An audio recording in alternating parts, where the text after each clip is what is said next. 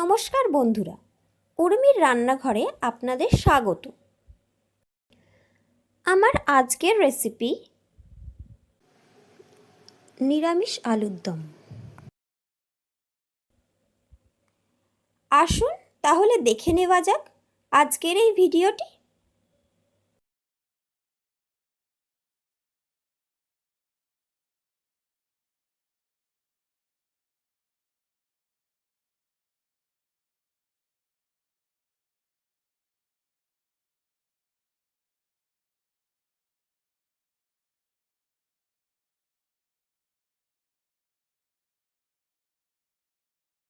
প্রথমে আলুটাকে টুকরো করে কেটে নিয়েছি, আর কিছু সবজি নিয়ে নিয়েছি, ক্যাপসিকাম, টমেটো কেটে নিয়েছি।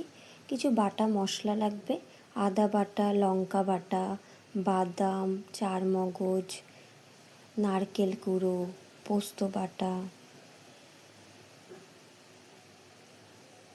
কড়াইতে তেল দিয়ে দিলাম। তেল দিয়ে এর মধ্যে হিং, শুকনো লঙ্কা, তেজপাতা, জিরে, নুন, হলুদ দিয়ে দিলাম। এবারে আলুগুলো দিয়ে ফোড়নটা হয়ে গেলে আলুগুলোকে ভালো করে ভেজে নেব এপিট ওপিট করে।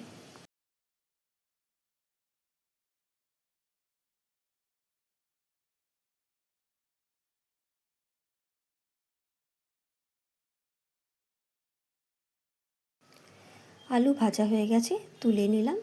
এবার ওই তেলেতেই ক্যাপসিকাম দিয়ে দিলাম, আদা বাটা, কাঁচা লঙ্কা বাটা দিয়ে দিলাম।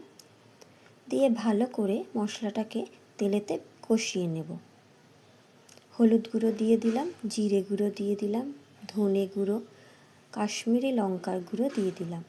আর আগে থেকে যে বাটনাটা বেটে রেখেছিলাম, বাদাম, পোস্ত, চারমগজের বাটনা, ওটা দিয়ে দিলাম। দিয়ে ভালো করে তেলের মধ্যে কষিয়ে নিতে হবে। একটা টমেটো বাটা ও স্বাদ অনুযায়ী নুন দিয়ে দিতে হবে। একটু বিট নুন দিয়ে দিলাম। দিয়ে আবারও ভালো করে কষিয়ে নিচ্ছি। 1 চামচ নারকেল কোড়া এর মধ্যে দিয়ে দিলাম।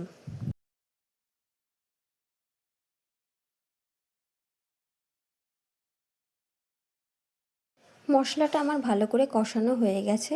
এবারে আগে থেকে ভেজে রাখা আলুটা এর মধ্যে দিয়ে ঢাকনা দিয়ে দেব, যাতে করে আলুটা সিদ্ধ হয়ে যায়।